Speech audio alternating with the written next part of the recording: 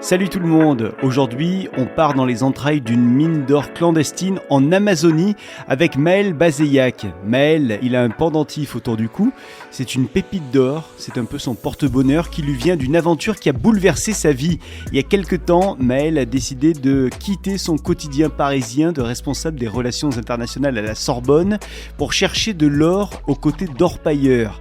Cette histoire incroyable, il l'a racontée dans un livre intitulé Bagman, le mirage de l'or en Amazonie aux éditions Le Passeur.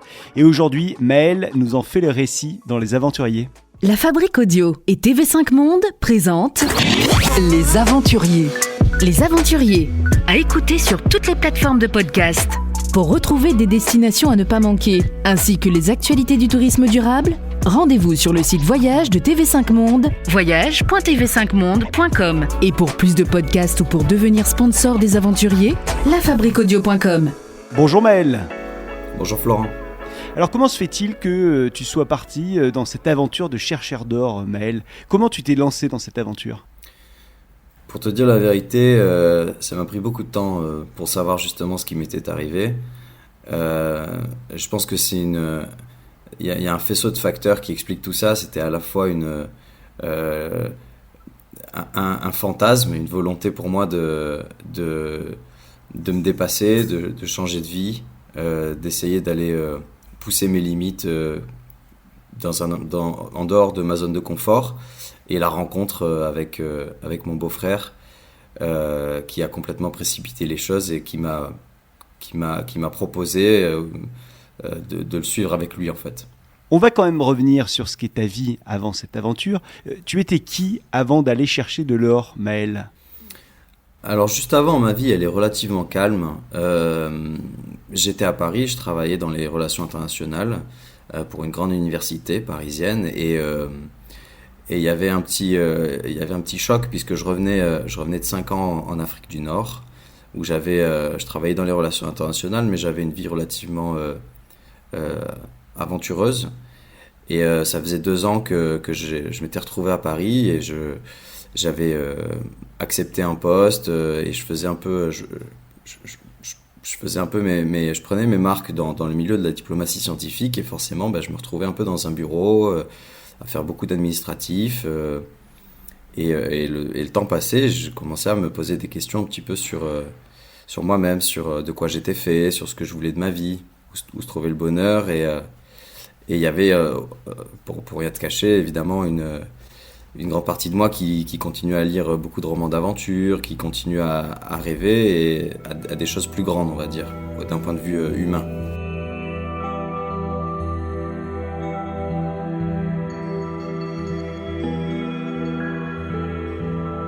Alors tu as 32 ans quand l'aventure commence, en tout cas quand la petite graine commence à germer de ton côté, la petite graine de l'envie d'une grande aventure, et c'est donc par la famille qu'est arrivée finalement cette proposition de cette aventure pour toi, Maël. Ça s'est passé un soir lors d'un dîner, on va le dire, bien arrosé, avec ta famille. Il y avait tes parents, il y avait ta sœur et il y avait ton beau-frère, Shane, c'est le mari de ta sœur qui est un jeune Amérindien. Il se trouve que ma sœur, quelques années avant, s'était mariée avec un Indien Wapishana qui était son guide dans la jungle amazonienne.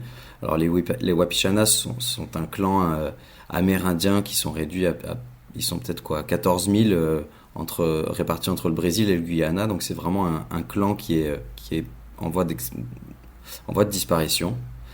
Et moi j'étais au Maroc à cette époque, donc j'avais pas suivi ça de très près. C'était toujours par téléphone, etc. Donc Shane, mon beau-frère, je le connaissais que de réputation, on va dire, et puis de quelques échanges qu'on avait pu avoir comme ça en visio ou quand je rentrais rapidement en France. Donc ça c'était à l'époque où j'étais donc basé au Maroc. Ensuite je suis rentré à Paris et c'est là que j'ai pu redescendre en famille et rencontrer pour la première fois Shane, donc ce personnage qui était comme ça auréolé un peu de mystère, puisque moi par écho en fait de ma sœur et du reste de ma famille, j'avais appris un peu à le connaître avec des histoires complètement folles de sa vie dans un village amérindien au Guyana. Ensuite il a travaillé au Brésil, Il était guide en Amazonie, donc c'est là où il a rencontré ma sœur. Et donc lui, forcément, ses anecdotes étaient complètement incroyables et très éloignées des miennes et de ma vie à cette époque. Moi, j'étais complètement époustouflé par ce qui lui paraissait normal, à savoir des chutes à chevaux sauvages, à moto. Il me parlait de règlement de compte à la machette, il me parlait des problèmes d'alcool, des problèmes d'exploitation aurifère, etc. Et moi, tout ça, ça me paraissait extraordinaire. Et lui, il me racontait tout ça avec un détachement qui me paraissait complètement hallucinant. Et moi, évidemment, l'histoire que je racontais, c'était l'histoire de Paris. Moi aussi, je découvrais Paris, quoi. Moi, je suis du Sud, hein, donc c'était la première fois que je m'installais à Paris. Donc, je lui racontais un peu toutes mes histoires parisiennes, les réceptions dans les différentes ambassades, mes voyages professionnels, etc. Et donc, je pense que mutuellement, on s'est fait rêver sans forcément le savoir. On est donc dans ce repas de famille, ton beau-frère Shane est en train de parler, il raconte sa vie, il raconte ses périples, et il explique comment ils se sont rencontrés avec ta sœur, c'était au Brésil, puis il commence à expliquer ce qu'était sa vie au Guyana avant de s'installer en France, et c'est là où, dans ta tête, l'aventure finalement commence déjà. C'est ça. En fait, sans le savoir, lui, il a allumé quelque chose qui était en train de bouillir en moi, en fait, depuis quelque temps, mais lui, il ne le savait pas forcément. Et je vais même aller plus loin, c'est que lui, il ne raconte même pas ses aventures. C'est moi qui le fais parler, parce que je sens bien qu'il se passe quelque chose. Lui, il est très peu bavard. À l'époque, il parlait même pas français, donc on se parlait en anglais, donc on était déjà un petit peu en bout de table, on était un peu éloigné de la discussion familiale. Et c'est moi qui sentais qu'en face de moi, j'avais quelqu'un d'extraordinaire, et je lui tirais un peu les vers du nez. Et c'est un peu comme ça, en tirant le fil, que la mèche s'est allumée vraiment. Petit à petit, en fait, c'est vrai que c'est pas arrivé tout de suite. Petit à petit, il prend un peu tout le monde de court en disant qu'il doit y retourner, et on comprend pas très bien pourquoi. Il nous dit qu'il a besoin de régler des affaires personnelles. Alors plus tard, j'apprendrai de quoi il s'agit. Il se trouve qu'en tant qu'Amérindien, il a le droit à une parcelle de terre de quelques hectares. Donc il a besoin d'y retourner justement pour faire valoir ses droits. Et ça, évidemment, ça se fait que en présentiel. Il a un vague projet d'écotourisme qu'il veut monter pour redynamiser un peu économiquement sa région et faire vivre un peu l'artisanat et le mode de vie Wapishana. Et puis surtout, c'est là où moi je vais cliquer, il me parle de son père qui est orpailleur depuis plus de 30 ans, et il nous dit qu'il a acheté un détecteur à métaux en France, le genre de détecteur qu'on trouve sur la plage le dimanche au bras de passants qui cherchent juste des objets perdus. Et il nous dit qu'il mise tout sur ça et qu'il va partir faire une dernière expédition avec son père avant qu'il soit trop vieux. Et surtout, qu'il compte sur l'or qu'il va trouver pour lancer son projet d'écotourisme.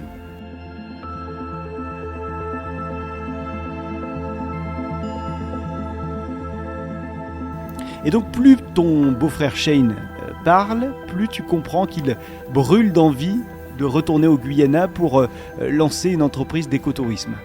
Exactement, un écolodge respectueux de l'environnement.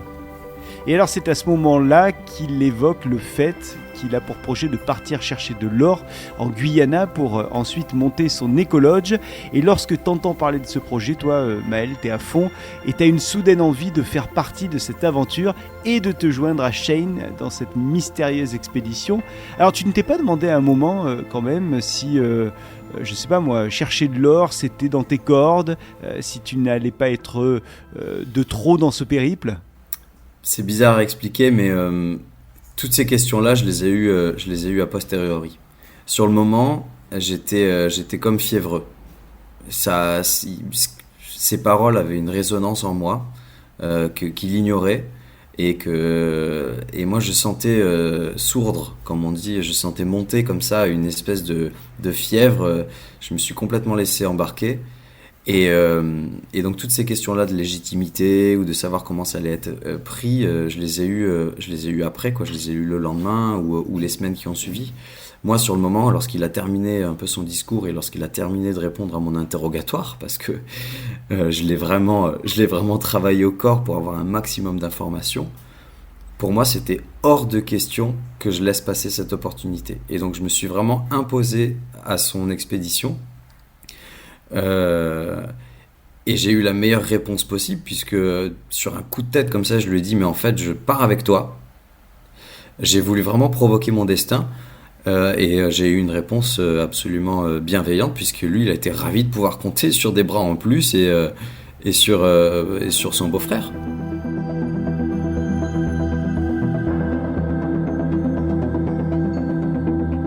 La décision est donc prise pour toi lors de ce dîner familial bien arrosé. Il se passe quoi ensuite ? Tu vas sur Internet pour acheter un billet d'avion tout de suite ? Comment ça se passe ? Alors ça se fait en 2 temps. Je prends pas mon billet d'avion direct, non. Déjà, il y a une bonne gueule de bois. et puis un retour à Paris. Et là, il se passe quelques semaines, j'ai plus trop de nouvelles du reste de ma famille. Et là, on est en plein hiver, c'est après les fêtes de Noël. Et donc, c'est ce que j'explique dans mon roman. Le quotidien reprend vite le dessus, en fait. Jusqu'à un point où je me dis peut-être tout ça, je l'ai rêvé, finalement, ça se fera peut-être pas. C'était un peu un moment de folie, comme on en a plein, on rigole un peu, on a picolé, et puis et ça va pas plus loin.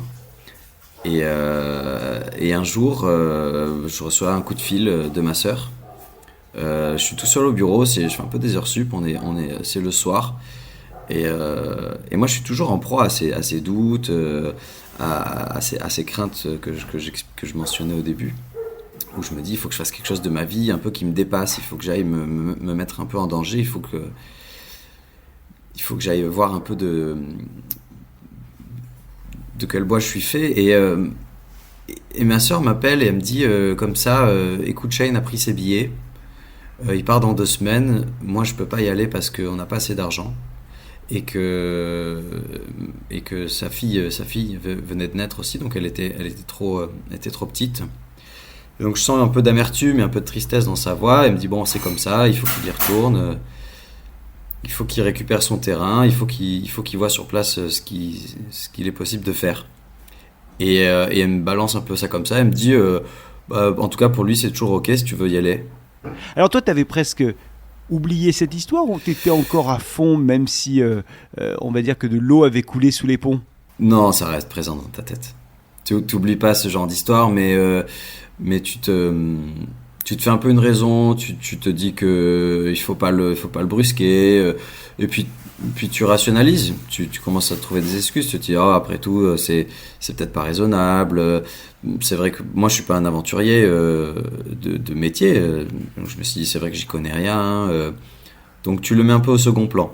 Puis surtout il y a le boulot après qui reprend le dessus, il y a l'hiver, il y a Paris, il y a mon cercle social. Moi je devais faire un peu aussi mon trou à Paris, je devais rencontrer des gens, j'avais pas mal de missions pro à l'étranger, etc. Donc c'est quelque chose que tu mets un peu en second plan. Jusqu'à ce moment où justement ma sœur me rappelle et il a suffi de quelques mots pour rallumer un feu que j'avais un peu éteint, quoi. Mais tout ça, en fait, tout est reparti. Je me suis retrouvé dans le même état de fièvre un peu que le soir de Noël, juste en raccrochant avec ma sœur où j'ai réentendu pour la seconde fois les mots d'expédition, d'or, de voyage et d'aventure.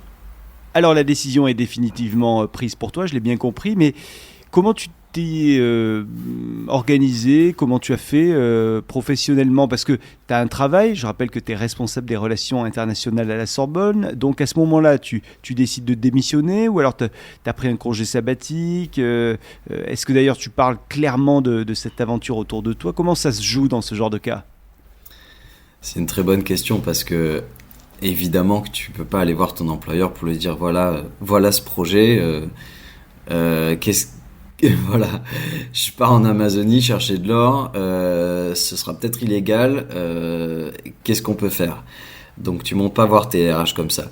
Il se trouve que j'ai la chance de travailler dans un milieu où j'ai beaucoup de vacances. Donc ce que j'ai fait, c'est qu'au lieu de les étaler sur l'année, j'ai tout pris d'un coup, plus quelques congés sans solde, en prétextant un long voyage au Brésil. Et je suis pas rentré dans les détails.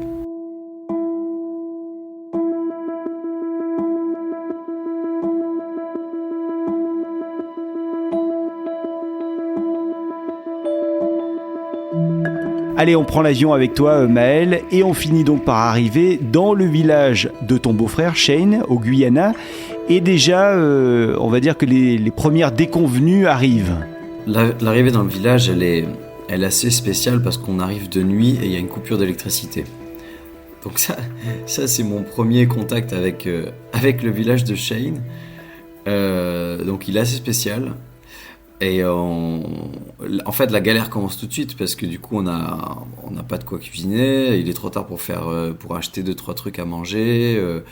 Moi, je connais rien et en plus, je vois pas grand-chose parce qu'il n'y a pas d'électricité. Alors, on n'est pas dans la jungle tout de suite. On est dans la savane. C'est ce qu'ils appellent la savane de terre ferme. Donc, c'est très sec. On est à la fin de la saison sèche et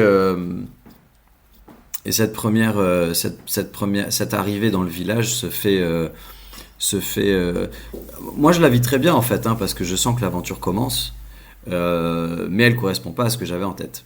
C'est-à-dire, t'avais quoi en tête ? Alors, moi, je suis arrivé là-bas avec tout un tas de fantasmes dans mes valises, des fantasmes qui viennent de mon histoire personnelle. Mes parents se sont rencontrés en Amérique latine. Ils ont beaucoup voyagé en Amazonie. Ils ont travaillé dans l'artisanat brésilien, amérindien, et donc moi, en rejoignant Shane à Echeltown, dans son village amérindien, je m'attendais à voir une tribu indienne avec des hamacs dans des cases, des chefs de tribu avec des arcs, des flèches, des cocards, et en fait pas du tout. On arrive dans un village qui a été un peu grignoté par la modernité aussi. Donc ce sont des maisons en briques et en tôle. Il y a beaucoup de pauvreté. En fait, on est loin des clichés qu'un occidental qui n'a pas encore voyagé en Amazonie peut se faire de cette région du monde. Et donc quand tu arrives là, dans ce village, tout de suite, tu vas te rendre compte que le pays est dans une grande misère quand même. Le premier dîner qu'on fait, c'est à la lueur de la bougie, dans une case, chez une tante de Shane qui fait à manger pour ses 4-5 enfants et qui, elle, n'a pas assez pour se nourrir, en fait, et qui va jeûner pour faire manger ses enfants. Donc moi, j'essaye d'avaler un peu de riz et enfin un mélange de ce qu'on a pu trouver en passant chez les uns, chez les autres. Et là, je prends conscience quand même qu'on est dans un milieu qui est diamétralement opposé à ce que je viens de quitter, à savoir les plafonds dorés parisiens et le 6e arrondissement.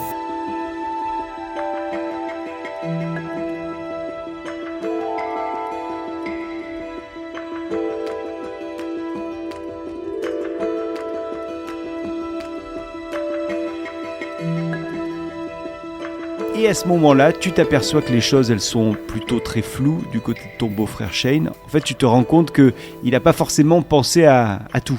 C'est ça. Et ce trait de caractère-là de Shane, il va me suivre tout au long de mon aventure. C'est un manque d'anticipation, je pense, mais ça n'engage que moi, qui est à mon avis certainement lié à... C'est culturel. Moi, je suis très cartésien, je suis rationnel, je suis en Occident et en France surtout, voilà, on a besoin d'anticiper les choses, on va se renseigner, on va programmer. Shane, il faut pas oublier qu'il vient d'une tribu amérindienne où il a tendance un peu à vivre au jour le jour. C'est pas un angoissé, c'est quelqu'un qui prend les choses comme elles viennent, et donc cette expédition aurifère qui pour moi représente quelque chose d'extraordinaire, et donc avec mon état d'esprit, je me dis, bon, le minimum, c'est d'anticiper, c'est de programmer, de prévoir les choses pour pallier à tout imprévu, justement. Et lui, en fait, je découvre qu'il a absolument rien prévu, qu'il a aucune idée de comment on va s'y prendre, qu'il sait à peine où on va, voire pas du tout, et qu'on n'a même pas géré le matériel ou des choses complètement basiques comme les vivres. Shane, il a quand même un plan en tête. Comment il voit les choses pour les jours et les semaines à venir ? À cette époque, le plan de Shane, c'est de retrouver son père, qui est orpailleur de profession, et de le laisser gérer. Je crois que c'est un peu ça que Shane a en tête. Donc c'est un peu mince. Et en effet, en discutant un peu avec Shane et en confrontant un peu nos façons de voir cette expédition, je me rends compte que, alors petit 1, que son père n'est pas là, et qu'on ne sait pas ce qu'il fout, mais il n'arrive pas. Et des jours se passent comme ça sans qu'il arrive et sans que je puisse savoir pourquoi il est loin. Et il se trouve que son père a monté une petite équipe d'orpailleurs que je connais pas évidemment, tout se fait un peu comme ça à distance. Et jusqu'au jour où on me dit en effet qu'il y a un plan qui se dessine. Et donc c'est un plan qui correspond vraiment par contre au cliché de l'aventure, un peu ce pourquoi je m'étais embarqué. Donc l'idée ce serait de repartir en arrière un peu dans les terres du Guyana, de payer un batelier qui va nous monter en pirogue, qui va remonter le fleuve et qui va nous laisser sur une rive pendant à peu près 15 jours, le temps qu'on puisse faire de la prospection aurifère. Et il nous récupère à un endroit et à une date donnée sans qu'on puisse le joindre. Voilà. Sauf que tout ça, ça a un coût. Moi, c'est des gars que je connais pas, on s'est jamais rencontrés. Et en fait, ça coûte assez cher, cette espèce de taxi pirogue. Et puis, il faut acheter du matériel, il faut acheter des vivres, et personne n'a d'argent. Et je me rends compte que, sans vraiment le dire, le père de Shane, donc Rudy, qui est un personnage central dans cette histoire, comptait clairement sur moi, l'occidental, le français, qui devait sûrement venir avec pas mal d'argent pour payer tout ça, quoi. Donc là, on va dire que c'est la première embrouille. Toi, tu avais de l'argent à leur donner ou vraiment tu n'avais rien sur toi ? Je suis venu avec 0. Je sais pas pourquoi, et je pense qu'il y a une partie d'inconscience aussi, mais moi, je voulais vraiment vivre ce truc à fond, comme eux. Je me suis dit, si eux, ils font ça sans argent, j'ai pas envie d'être labellisé comme...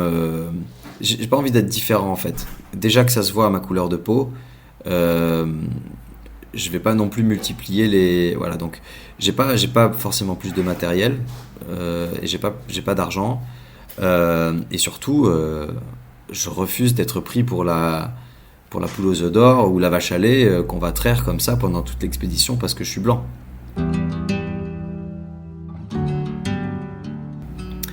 Et donc ça crée une première tension entre son père et moi, par le biais de Shane, où moi je dois expliquer à Shane qu'il est hors de question que je paye quoi que ce soit de plus que mes coéquipiers. C'est une façon aussi de me faire respecter et tout de suite de montrer aussi que je suis pas là comme un simple touriste qui veut prendre des photos en Amazonie, mais que j'y crois en fait. Et que cette expédition, même si j'ai des gros doutes sur le fait qu'on puisse trouver de l'or, je veux la vivre à fond en me donnant les chances.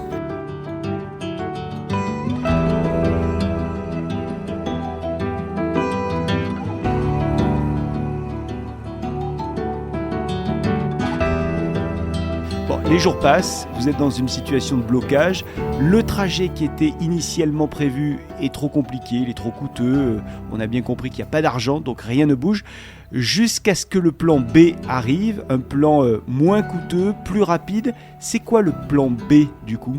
Le plan B, il arrive comme souvent dans les aventures, un peu par hasard ou par coïncidence, même si beaucoup de gens n'y croient pas, et moi non plus en fait.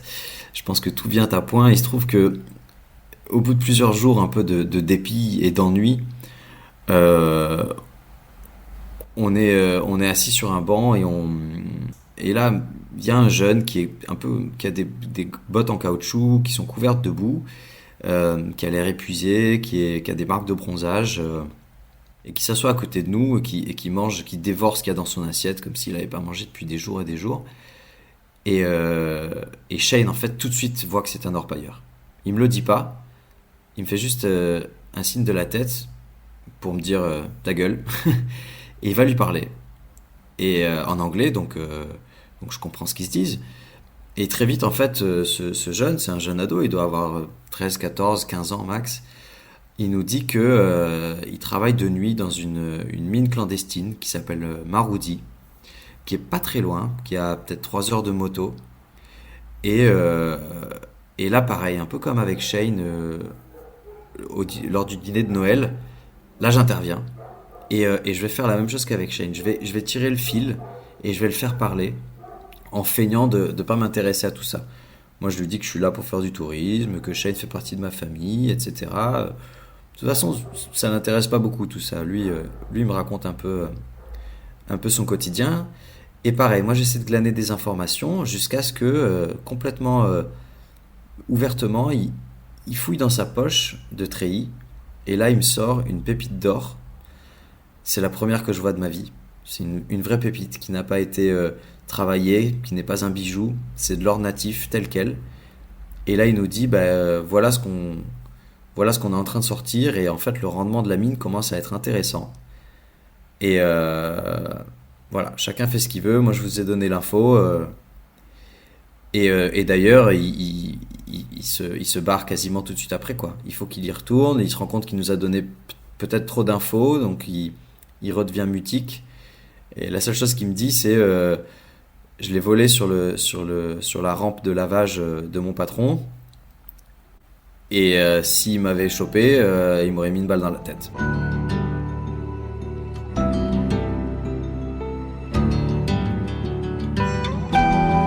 Cette rencontre avec ce jeune motard plein de boue est donc décisive pour toi, pour l'ensemble des équipiers de l'aventure. Qu'est-ce qu'il vous lâche comme info, ce jeune garçon ? Elle va être décisive parce que ça va être le plan B qu'on cherchait depuis des jours et des jours. Parce que lorsqu'on a avorté le premier plan avec son père, parce que je refusais de payer pour tout le monde, on s'est retrouvé avec rien. On avait une carte du ministère des Mines qui indiquait un peu les gisements alors de diamants, d'or, etc. Mais tout était soit trop loin, soit trop cher, soit trop inaccessible, soit déjà exploité par des multinationales. Et donc nous, forcément, tout ça, ça nous allait pas.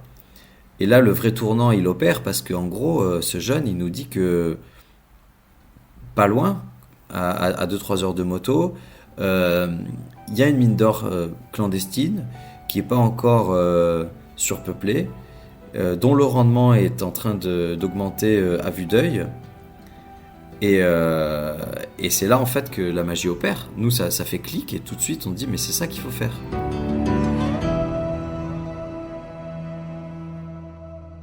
Vous venez donc d'apprendre l'existence d'une montagne riche en or qui est à seulement quelques heures du village, au cœur de la jungle. Cette montagne, elle s'appelle Maroudi. Et la bonne nouvelle, c'est que cette montagne est encore en terre amérindienne, ce qui signifie qu'aucune entreprise ne peut exploiter le gisement. Et vous allez donc faire partie de ces nombreux orpailleurs qui se rendent à Maroudi pour eux aussi tenter leur chance. C'est ça. Sauf qu'avant ça, il faut partir avec un peu d'argent. Pour acheter, alors pour tout un tas de raisons, mais ne serait-ce que pour assurer nos arrières, parce que c'est sûr, on va dans un endroit dangereux, donc ça peut être bien d'avoir un tout petit peu de backup. Il nous faut un tout petit peu d'argent aussi pour payer certaines choses sur place, qu'on trouvera directement, on espère trouver sur place, à savoir du matériel. Et surtout, on a parlé aux anciens qui savent que sur place, il y a un petit contrat entre les propriétaires de camions et de pelleteuses et ceux qui travaillent avec leurs mains. Ce contrat stipule que, c'est un contrat non écrit évidemment, que une fois par semaine à peu près, enfin ils connaissent pas exactement, tout est très flou, hein, c'est en parlant comme ça avec les anciens dans un angle approximatif, ils me disent en fait une fois tous les 10 jours, une fois toutes les semaines, tu peux faire descendre un chargement de terre par les camions ce qui permet en fait une paix sociale, une bonne entente entre les propriétaires de machines et ceux qui viennent tenter leur chance à main nue. Donc des gens comme nous.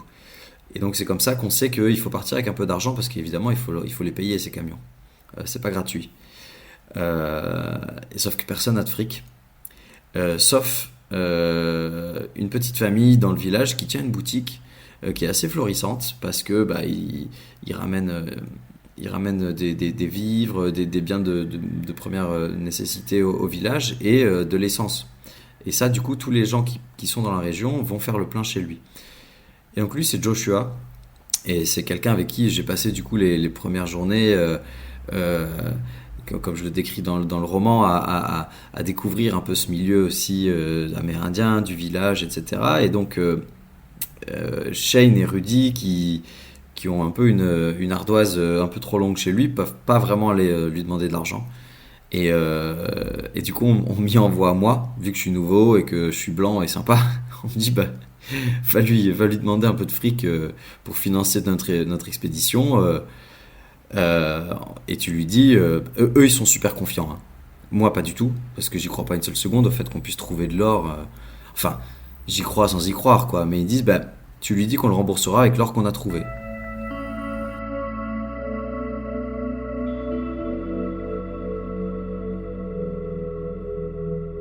Voilà, et je pars avec ça, et il faut que j'aille négocier qu'ils nous prêtent. Alors c'est pas des montants, c'est pas des sommes folles, mais c'est peut-être l'équivalent de, je sais pas, 300, 400 euros. Mais sur place, c'est une petite fortune, quoi.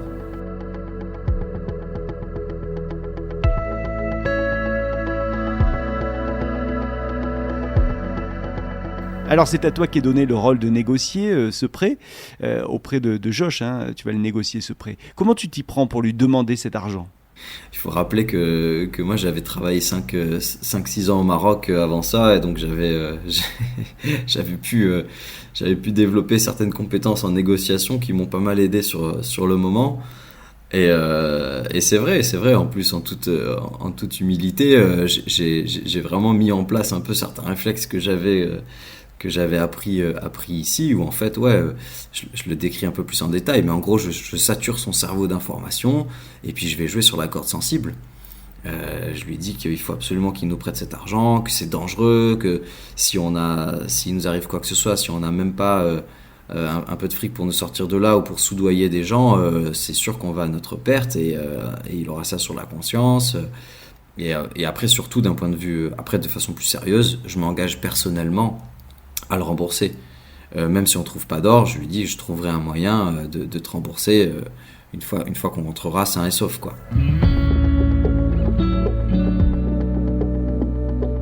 Jusqu'à ce qu'il accepte.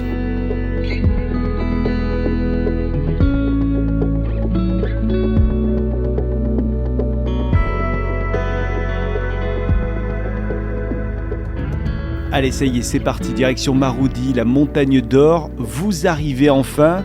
Maël, est-ce que tu te souviens de l'accueil qui a été réservé par les orpailleurs de Maroudi lorsqu'ils t'ont vu débarquer ? C'est un regard plutôt mauvais et curieux en même temps. Moi, ce qui m'a sauvé, je pense, en arrivant, c'est que j'arrivais avec une équipe de locaux. Donc ça s'est fait en douceur. Mais évidemment, lorsque les regards des orpailleurs sur place tombaient sur moi, leur visage se fermait, et j'étais pas forcément le bienvenu. Parce que je suis blanc, j'étais mieux habillé qu'eux, ils me connaissent pas, donc forcément, leur premier réflexe c'était la méfiance. Plus tard, j'ai appris que on prenait le premier réflexe était de me prendre pour quelqu'un qui prospectait pour le compte d'une entreprise, d'une multinationale américaine ou canadienne, comme il y en a beaucoup. Donc ça, c'était le cas le plus gênant pour moi, parce que ça voulait dire vraiment que j'allais passer un sale quart d'heure. Ou alors, au mieux, peut-être un journaliste, quelqu'un qui s'était retrouvé là par hasard et qui voulait faire un papier, etc. Donc c'était pas vraiment mieux, mais au moins là, j'étais peut-être pas forcément menacé. Mais dans l'ensemble, ça va. J'étais quand même avec Rudy, le père de Shane, qui lui il jouit d'un statut presque public là-bas. Il est très connu, ça fait 30 ans qu'il bosse, et il se trouve qu'il connaît Maroudi, et qu'il y a déjà travaillé, mais à l'époque où la mine donnait très peu d'or, donc il s'était vite détourné de cet endroit. Bon, j'allais dire, une fois les présentations faites avec les autres orpailleurs, faut songer à s'installer. Vous vous installez où avec ton équipe ? Ouais, nous on est arrivé le soir, et donc il était trop tard pour monter là vraiment où le travail a lieu, donc en haut de cette montagne, donc en haut de Maroudi. Donc nous on est resté un peu, on a installé notre campement dans la jungle, un peu plus bas, au niveau d'une source d'eau aussi, pour pouvoir s'abreuver et puis se doucher de temps en temps. Donc moi j'avais pas encore vu le lieu de travail à proprement parler. On était plutôt proche du campement des orpailleurs. Et au petit réveil le lendemain, je me fais réveiller par des bruits de gens qui rentrent en fait, et qui vont se laisser tomber dans leur hamac. Et là c'est la première fois que je vois vraiment des orpailleurs en vrai. Et pour le coup ils correspondaient assez bien à toutes mes craintes en fait. C'est des gens que j'ai vus épuisés, qui étaient vraiment c'était plus que les fantômes d'eux-mêmes. Ils laissaient tomber leurs outils ça et là. Ils avaient même plus la force de se nettoyer. Ils avaient l'air vraiment éreintés par un travail que j'avais pas encore vu, mais qui du coup me terrorisait déjà. De voir ces gens-là comme ça, remplis de terre et de boue jusqu'au cou, et dans un état de fatigue extrême, m'a donné un avant-goût de ce qui m'attendait, quoi. Avant de partir pour cette aventure, est-ce que tu avais préparé des choses ? Est-ce que tu t'étais préparé physiquement ? Est-ce que tu avais fait des choses particulières pour pouvoir durer dans le temps avec ces orpailleurs ? Préparé, non. Je te le dis en toute franchise. Heureusement, j'ai toujours été sportif, donc ça m'a aidé. Donc j'ai pas de problème non plus de santé, donc c'est ça qui m'a vraiment permis de tenir sur la durée là-bas. Moralement, ça je le saurai qu'à la fin de l'aventure, mais ouais, moralement il y a eu beaucoup de perte de morale, beaucoup d'angoisse. Il y a eu beaucoup de doutes aussi. Je vais pas dire que j'ai eu peur pour ma vie parce que ce serait mentir, mais en fait on évolue dans un milieu où le danger est permanent. Les gens sont armés, les gens sont drogués toute la journée.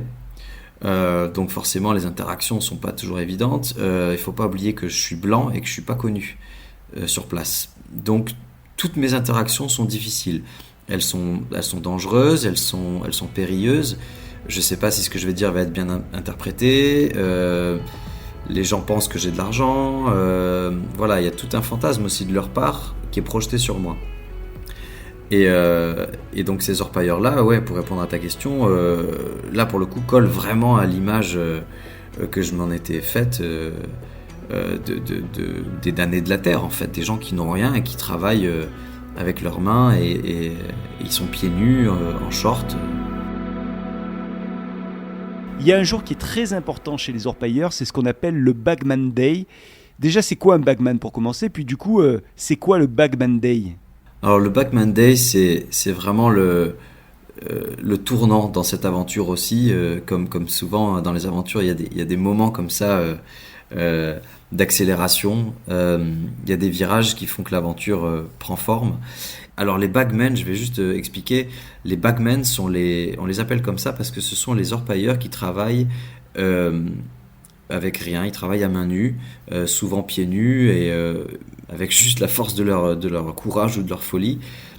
Et ils charrient des sacs, des énormes sacs d'à peu près 60 kilos, remplis de terre. Ils les charrient du haut de la montagne jusque plus bas dans la vallée pour broyer cette terre, pour concasser les cailloux, et pour faire passer ça dans des rampes de lavage qui sont imbibées de mercure, pour récupérer l'or. Donc c'est des gens qu'on voit, ils ont toujours un sac à la main, soit vide, soit plein, en fonction de s'ils remontent ou s'ils descendent de la montagne. Et on les appelle les bagmen, du coup. Et donc le Bagman Day, c'est le jour où les propriétaires de camions acceptent de descendre gratuitement. En gros, ils travaillent une journée, une après-midi gratuitement pour les bagmen. Donc ils remplissent leurs camions, leurs bennes de terre en haut, donc de Marodi, en haut de la montagne, et ils les descendent au niveau des broyeurs. Chose que font d'habitude les bagmen à main nue et sur leur dos en fait. Donc le Bagman Day, c'est vraiment crucial comme journée pour tous les orpailleurs. C'est la journée où les propriétaires de machines, de camions, accordent aux bagmen, c'est-à-dire ceux qui n'ont pas de machine, un chargement en camion, histoire de redescendre de la montagne toute la terre qui potentiellement pourrait contenir de l'or. Exactement. C'est la journée à pas rater. Et il se trouve qu'encore une fois, la chance m'a souri. Avec mon équipe, on est arrivé quelques jours avant le Bagman Day. Donc on a eu le temps, entre guillemets, de se préparer, ou en tout cas de la voir venir. Parce qu'évidemment, c'est une journée dont on parle beaucoup, puisque, pour te donner une idée, en une après-midi, tu vas descendre, grâce à un camion, l'équivalent de ce que tu feras à dos d'homme sur une semaine ou 10 jours, quoi. Enfin, c'est énorme. La plus-value pour un bagman est énorme, avec ce risque évidemment que la terre charriée ne contienne rien. Et vous avez réussi à faire descendre pas mal de terre, et il y a beaucoup de pression du coup autour de la récolte. Alors exactement.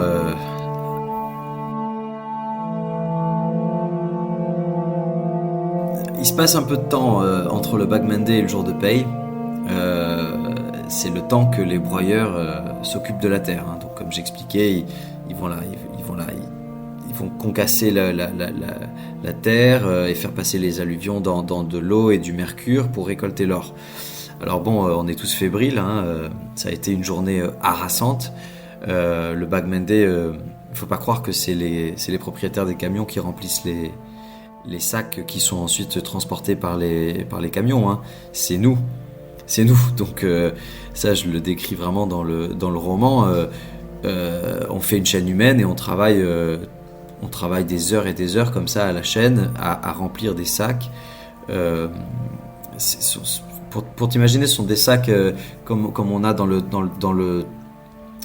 le commerce en gros de riz, tu sais, ces sacs en polypropylène qui sont très très résistants, les gros sacs blancs qu'on trouve dans la grande distribution, qui sont du coup remplis de terre, donc ils sont très très lourds. Donc on va les remplir comme ça à la chaîne, parce que évidemment au plus on en remplit et au plus on a de chances de trouver d'or. Donc c'est sans fin, c'est effréné, on a un rythme de dingue. Donc tout le monde fume, tout le monde se drogue pour tenir la cadence, pour avant la nuit tombée remplir un maximum de sacs qui vont être transportés par les camions. Une fois que les camions ont fini leur boulot, nous il faut qu'on décharge les camions. Donc quand tu crois que c'est fini, c'est pas fini. Et donc là, pendant toute la nuit, avec nos lampes frontales, on va décharger les camions. On va premièrement descendre les sacs du camion et ensuite il faut les vider pour créer une espèce de tas qui sera dans les jours qui viennent du coup broyé. Donc ça prend quand même quelques temps. Et arrive enfin le Saint Graal, c'est le jour de paye, où tu te dis à la suite de tout un long processus aussi, hein, que j'explique en détail, parce que alors ça c'est interdit, hein, comme chacun sait, mais la terre est passée sur des rampes de lavage qui sont imbibées de mercure, qui est donc très polluant, qui détruit tout, hein, parce qu'il faut imaginer l'endroit. Évidemment, il y a de la déforestation, les sources d'eau sont contaminées, etc. On est convoqué, parce que chaque équipe a son propre chargement, hein. Tout est bien défini, hein, sinon les règlements de compte partent en un éclair. Donc lorsque ton chargement est prêt à être traité, on t'appelle, et donc tu te pointes avec ton équipe sous une tente du propriétaire des broyeurs, qui va récolter l'or qui est amassé sur des plaques d'aluminium devant toi, pour que tu puisses le surveiller, pour être sûr qu'il n'y ait pas de vol. Et donc ça prend un certain temps aussi. Donc ce mec-là va gratter comme ça le mercure qui est mélangé à l'or. Et à ce moment-là, moi, je ne connais pas le principe, donc je n'arrive pas à me rendre compte s'il y a beaucoup ou pas beaucoup. Je vois que ça fait des petites boules comme ça de mercure et d'or, donc ça pour l'instant c'est argenté. Et ça fait des petites boules comme ça qu'on va ensuite mettre dans une petite bassine d'eau. Donc je me dis sur le coup, c'est pas mal, il y a l'équivalent de petites balles de golf. Sauf que ensuite le processus pour dissocier le mercure de l'or, c'est il faut le brûler au chalumeau. Donc là le mec qui est en charge, alors là il se trouve que c'est Rudy qui est un peu le chef d'équipe, donc le père de Shane qui s'y connaît, c'est lui qui va se charger de faire ça. Et donc cette balle de golf qui est un mélange de mercure et d'or va être brûlée au chalumeau, et elle va réduire à fond pour ne laisser, donc le mercure va s'évaporer, et il ne va rester que l'or natif qu'on a récolté. Et il se trouve que là, ce jour-là, par exemple, on a une petite boule d'or qui correspond qui est un peu plus petite qu'une balle de golf, on va dire. Moi, je vois ça, je suis tout content. Je me dis je suis tout content pour plusieurs raisons. La première, c'est que moi, jusqu'à présent, je savais même pas qu'on pouvait trouver de l'or encore. Enfin, je pensais que tout était déjà industrialisé, que c'était les multinationales qui s'occupaient de tout ça, etc. Donc déjà pour moi l'expérience elle est incroyable de voir qu'il y a de l'or comme ça qui est le résultat d'un travail acharné pendant le Bagman Day. Donc moi je suis plutôt confiant, je me dis c'est incroyable, on a trouvé de l'or, et puis surtout on l'a pas encore pesé. Donc alors on la pèse, ça fait quelques grammes, hein. Tous les chiffres sont consignés dans mon bouquin, mais et surtout, là, ce qu'on m'explique, c'est que la moitié, et c'est une injustice terrible, est remise au propriétaire du broyeur. Au cours actuel de l'or, d'il y a quelques années, lorsque j'ai vécu cette aventure, c'était l'équivalent de 630 €. Donc, la moitié part à Whitney, le propriétaire du broyeur. Et à ça, il faut rappeler que nous, on est une équipe de 6.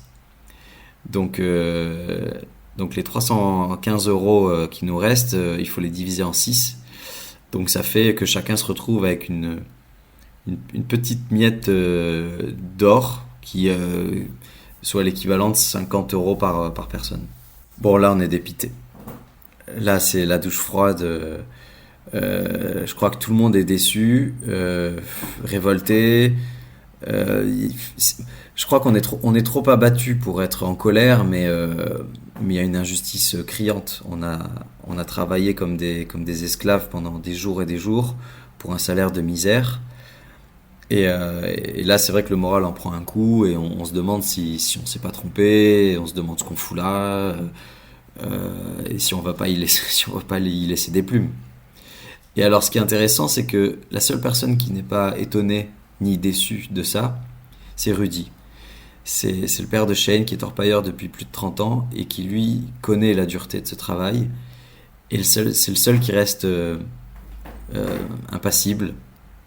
Il va pas forcément nous remonter le moral, mais c'est vrai que de rester avec lui et de le voir comme ça, pas surpris, si peu étonné, ou en tout cas relativement peu abattu par ce chiffre misérable, ça va nous aider un peu à tenir et à relativiser. Et Shane, ton beau-frère, lui aussi, il est comme toi, il est abattu, ou il est plutôt dans le même état d'esprit que son père ? Ouais, il est abattu aussi parce que je pense qu'il y croyait vraiment. C'est que pour l'instant, on avait réussi à mettre toutes les chances de notre côté. On est arrivé jusque-là, on a réussi à trouver une mine clandestine. On nous a dit et répété que le rendement était en augmentation. On voit de l'or qui se balade, des orpailleurs qui font des bonnes récoltes. On parle d'or tout le temps. Faut imaginer dans le campement le soir, lorsqu'on fume et qu'on essaie de dormir dans le hamac, on parle que de ça. Donc forcément, il y a beaucoup de légendes, il y a beaucoup de fantasmes, on idéalise. Et donc nous, lorsqu'on a pu charger autant de sacs grâce au Bagman Day, on se disait, peut-être que ça va nous tomber dessus, peut-être que c'est la bonne. C'est la récolte qui fera la différence. Et donc là, on se retrouve avec 52 € par personne. Et clairement, le moral est dans les chaussettes et on a envie de tout abandonner, quoi. On se dit, en fait, on s'est trompé, on se casse. À ce moment-là, il y a un compte à rebours qui s'enclenche parce que le stock de nourriture s'est sérieusement amenuisé pour vous. C'est ça.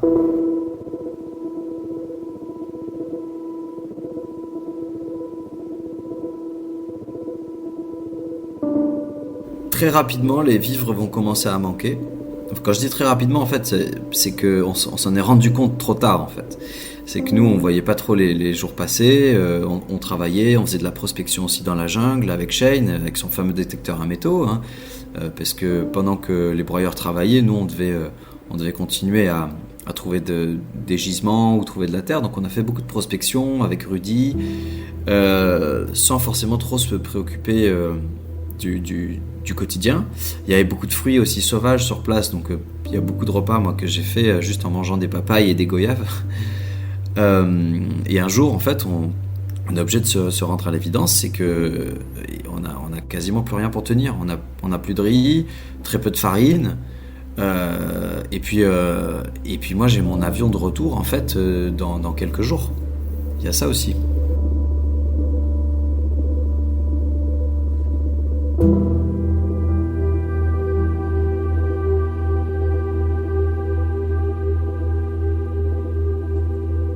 Et alors que l'équipe panique, c'est toi, Maël, qui a une idée, histoire de relancer l'aventure. Ouais, là, je pense que tu l'as compris, mon tempérament un peu impatient et rationnel reprend le dessus. Et en fait, je me rends compte qu'il faut accélérer les choses. Et je propose un peu pareil, sur un coup de folie comme ça, on fait un peu un point avec mon équipe, tout le monde est abattu, on se rend compte qu'on va pas du tout arriver à nos fins. Et là, je prends la parole en fait, et de façon un peu solennelle comme ça, je leur dis, écoutez, moi je vous propose un coup de poker. Soit on repart avec nos 50 balles et le goût et l'amertume des regrets dans la bouche, soit on va voir les propriétaires des camions et on négocie avec eux. Et si chacun en met l'équivalent de nos 50 € d'or, peut-être qu'on peut les payer, on va les réinvestir en fait pour faire travailler les machines et pour pas nous épuiser à la tâche, parce que ça c'est moi là je commence à le voir, ça c'est le destin de tous ces gens, de tous ces damnés de la terre, ces esclaves des temps modernes en fait, qui passent leur temps à travailler pour des clopinettes et à s'épuiser. Et donc je leur propose un coup de poker, je leur dis c'est qui tout double, on réinvestit l'or qu'on a trouvé et on essaie de faire descendre un maximum de terre, on réinvestit tout en fait dans la machine qui va travailler pour nous, parce qu'en fait dans 3-4 jours j'ai mon avion, on n'a plus de vivres, il faut qu'on quitte cet endroit en fait, et je crois que tout le monde en a envie en fait, il faut qu'on quitte cet enfer. Donc je leur dis écoutez les gars, on double la mise ou on repart avec rien, ça à prendre ou à laisser, mais moi c'est ce que je propose. Et il faut pas oublier, et ça je leur ai pas dit parce que je voulais quand même garder une carte dans ma manche, que moi j'ai encore l'argent que j'avais négocié en partant du village. Donc c'est pas grand chose, mais à l'échelle de Marodi, de là où on se trouve, c'est une petite fortune. C'est quelque chose qui va pouvoir venir compléter entre guillemets notre mise de départ avec l'or qu'on a récolté.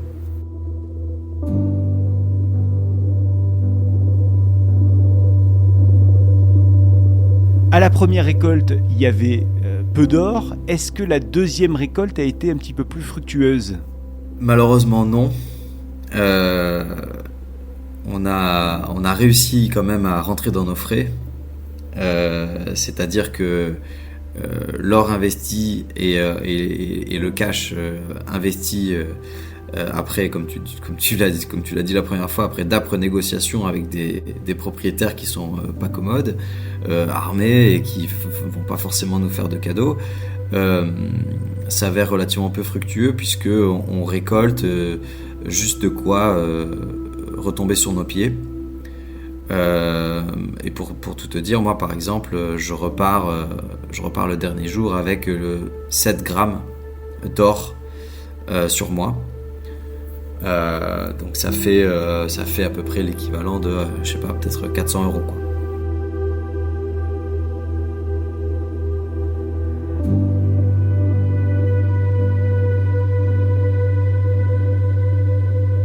Il faut rappeler que moi je jouais gros, hein, parce que là en gros j'ai proposé à toute mon équipe de réinvestir l'or qu'on avait trouvé dans des conditions exécrables de travail, sans garantie aucune. Et donc quand le deuxième jour de paye arrive et qu'on gratte comme ça de façon fébrile cette plaque de métal avec le mercure, etc. Moi je suis en stress total parce que je me dis mais peut-être que j'ai fait perdre toute la petite récolte d'or à tous mes coéquipiers. Et heureusement voilà, chacun retrouve ses 50 € d'or plus une petite rallonge. Donc voilà, donc tout le monde repart avec l'équivalent peut-être de 100 € d'or. Et donc moi je peux partir entre guillemets la tête haute et puis surtout sain et sauf, quoi. Avant de partir, il te reste une dernière étape à accomplir, c'est de camoufler tes 7 grammes d'or qui ont été, on le rappelle, illégalement récoltés. Comment tu vas t'y prendre pour cacher tout ça ? La seule solution, et on me l'explique très vite, parce que là-bas c'est connu, c'est de la faire monter en bijoux. En fait, comme tu le soulignes, cet or, l'extraction de cet or est illégale. Et donc, je peux pas prendre l'avion avec, même si c'est pas beaucoup, à la douane, c'est sûr que j'aurais eu des problèmes. Et donc, en catastrophe, juste avant d'aller à l'aéroport, on arrive à trouver un petit artisan qui a un chalumeau et un petit anneau. Il a de quoi nous fabriquer un bijou. Et donc, il va faire chauffer cet or, il va le faire fondre en fait, pour pouvoir y insérer un anneau et rendre en fait cet or intraçable.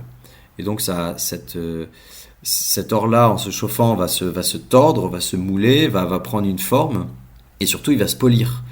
Et il y aura du coup un anneau qui sera inséré et que je pourrais du coup porter autour du cou et faire passer ça pour un bijou de famille ou quelque chose que j'ai toujours eu, puisque maintenant l'or fondu sans poinçon est intraçable et donc on pourra pas me suspecter d'orpaillage clandestin. Et aujourd'hui, tu as toujours ce pendentif autour du cou ? Bien sûr, c'est tout ce qui me reste de cette aventure, en plus évidemment des souvenirs et du récit que j'ai pu en tirer.